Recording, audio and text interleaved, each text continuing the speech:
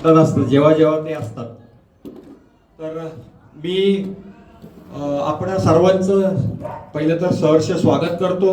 आपण इथे वेळात वेळ काढून आलात. मी या प्रसंगी जास्त बोलणार नाही, कारण बोलणारे आहेत बरेचसे. आणि मी काय म्हणजे माझ्या तोंडून काय मी स्तुती करू. खरं तर दरवर्षी मला हे खरं तर आता सांगायला सुद्धा नको वाटतं, कारण जरी दिसताना दिसत असलं की आपलं बरचशी आयुष्य चांगलं चाललंय, प्रगती चाललेली आहे. इथे तुम्ही बघताय की इथे जे लाभार्थी आहेत, जे आमचे ऋणमित्र आहेत, यांची संख्या वाढत चाललेली आहे. म्हणजे मग लोकांना वाटतं छान चाललंय बाबा, पण हे छान नाहीये. खरं तर समाजामध्ये ही संख्या वाढत जाणं हे खरं तर दुःखद आहे. पण काही इलाज नाही.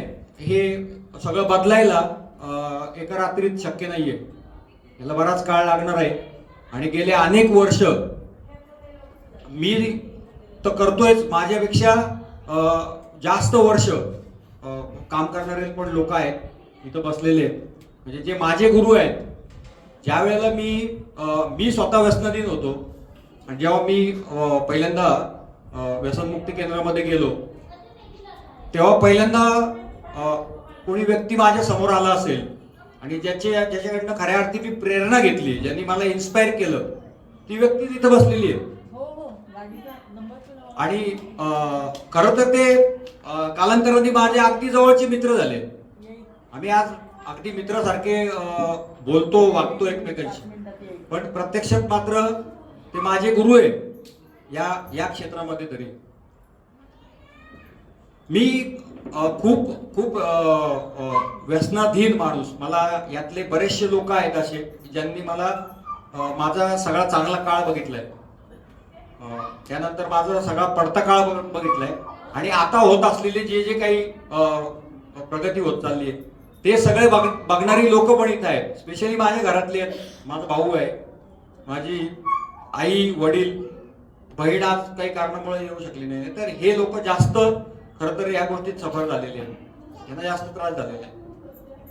आणि ते आज बघतायत की यात म्हणजे बदल होतो, हे शक्य आहे. मी इकडं बसलेले माझ्या सगळ्या मित्रांना स्पेशली सांगू इच्छितो की जर ठरवलं तर हा सगळा बदल, आणि मी बदललोय, मला काय मिळालंय हा महत्वाचा मुद्दा नाही. आज माझ्या आईच्या वडिलांच्या चेहऱ्यावर हास्य असतं. त्यांना माझ्यामुळं कुठेही मान खाली घालून चालावं लागत नाही. माझ्या भावाला आज तुझा भाऊ काय करतो रे हे सांगताना लाज वाटत नाही. म्हणजे माझ्या पत्नीला, जिने इतकी वर्ष मला साथ दिली, तिला सुद्धा लाजल्यासारखं होत नाही जेव्हा तुझं काय बाई नवरा काय करतो हे विचारल्यानंतर सामान्य स्त्रीला किती तिची कुचंबना होते. मी आज हजारो रुग्णमित्र माझ्याकडे आलेत, इथनं उपचार घेऊन गेलेले आहेत. त्यांच्या फॅमिलीकडे मी जेव्हा बघतो तेव्हा माझ्या लक्षात येतं की मी काय केलं होतं. जेव्हा त्यांचे ते कोमेजलेले चेहरे बघतो, त्यांच्या व्यथा ऐकतो, आणि त्यांच्या गयावया चाललेल्या असतात की सर काही करा पण आमच्या माणसाला सुधरवा. तो भाऊ त्या ठिकाणी एखाद्या व्यक्तीचा भाऊ असतो, इथे कुणाचा तरी नवरा असतो, कुणाचा तरी मुलगा असतो, आणि ते ज्या कळकळीने सांगत असतात तेव्हा मग मी माझा आरसा बघत असतो. मित्रांनो, जेव्हा जेव्हा इथं कोणी बांधव येतो तेव्हा तो माझ्यासाठी रुग्ण नसतो, माझ्यासाठी माझा बांधव असतो, माझ्यासाठी तो आरसा असतो. मी जेव्हा जेव्हा माझ्या बांधवांना इथं पहिल्यांदा येतात तेव्हा मला लक्षात येतं की अरे हेच मी केलेलं आहे. काही वर्षांपूर्वी मी असाच वागत होतो, म्हणून मला त्यांच्याबद्दल कधीही तिरस्कार वाटत नाही, आणि त्यांच्याबद्दल जास्त अंतःकरणाने मला काम करायची इच्छा का होते, कारण मी त्या सगळ्यातनं गेलेलो आहे. इनफॅक्ट आमच्याकडे काम करणारे बहुतांशी लोक हे सगळे त्यातनं बाहेर येऊन, म्हणजे व्यसनातनं बाहेर आल्यानंतर इथे काम करतायत आणि एक चांगलं आयुष्य जगतायत. याच्या मागे खूप आहे. म्हणजे व्यक्तिशः सर मी सांगत बसलो तर खूप लोक आहेत, खूप लोकांनी मला मदत केलेली, आणि मदतीशिवाय हे शक्य होणार नाही. त्यामुळं मला ज्यांनी प्रत्यक्ष अप्रत्यक्षपणे मला मदत केलेली आहे, मी त्यांचा सगळ्यांचा आभारी आहे, माझ्या घरच्यांचं सोडून. कारण त्यांचे आभार मानण्याचे म्हणजे त्यांचे आभार मानण्याच्या पलीकडचा विषय येतो. तुम्ही पण सगळे जाणू शकता की आई वडिलांचं आणि माझ्या रक्ताच्या नात्याचं काय काय रूम फेडणार आपण, फेडू शकत नाही. पण जे काही करतोय त्यात एवढं समाधान आहे की आज माझ्या आजूबाजूचे जे लोक आहेत त्यांना बरं वाटतं माझं जे काही चाललंय ते बघून. आणि माझ्या या सगळ्या प्रवासाचे साक्षी आहेत. माझा भाऊ आहे, त्यांनी लहानपणापासून मला बघितलंय. माझ्या वागण्यामुळं जो काही त्रास झालाय तो त्यांनी बघितलेला आहे. माझ्या आई वडिलांनी, बहिणी सगळ्यांनी बघितलंय. बायकोनी बघितलंय थोडाफार, बायकोला जास्त नाही बघायला मिळालं नशीब तिचं, पण यांनी खूप काळ बघितलेला आहे.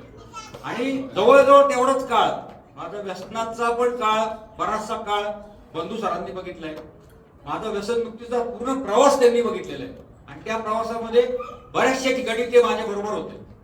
म्हणजे ना केवळ व्यसनमुक्ती केंद्रातच नव्हे, व्यसनमुक्ती केंद्रात बाहेर गेल्यानंतर देखील आम्ही एकत्र काम केलेलं आहे. म्हणजे ते एका ठिकाणी काम करत होते, त्यांनी मला घेऊन गेले की तू चल माझ्यासोबत कामाला. खरं तर ते माझं फील्ड नव्हतं. ते म्हणे काय हरकत नाही, आता काहीतरी सुरू कर, हळूहळू सगळं व्यवस्थित होईल. म्हणजे आम्ही एकत्र काम पण केले, एकत्र व्यसनमुक्ती केंद्रात ऍडमिटेज झालेलं आहे हे पण आहे. म्हणजे इतक्या वेगवेगळ्या पद्धतीने आम्ही एकत्र राहिलो आणि घडत गेलो. आणि असे खूप लोक आहेत. खरं तर एकटे बंधू असं म्हटलं तर फार चुकीचं होईल. कसा असेल, तू घरी नीट येईल की नाही येईल, ही सगळी चिंता त्यांना पूर्वी असायची. आज मी कुठेही असतो तरी त्यांना एक माहिती असतं की आज जिथं कुठं असेल तिथं सुरक्षित असणार आहे. जेव्हा कधी तो घरी येईल तेव्हा नीट येईल, आज त्यांना ती काळजी नसते. एवढंच काय त्यांनी कमवलंय मित्रांनो. पैशाच्या भौतिक गोष्टींच्या याच्यात तुलना केली तर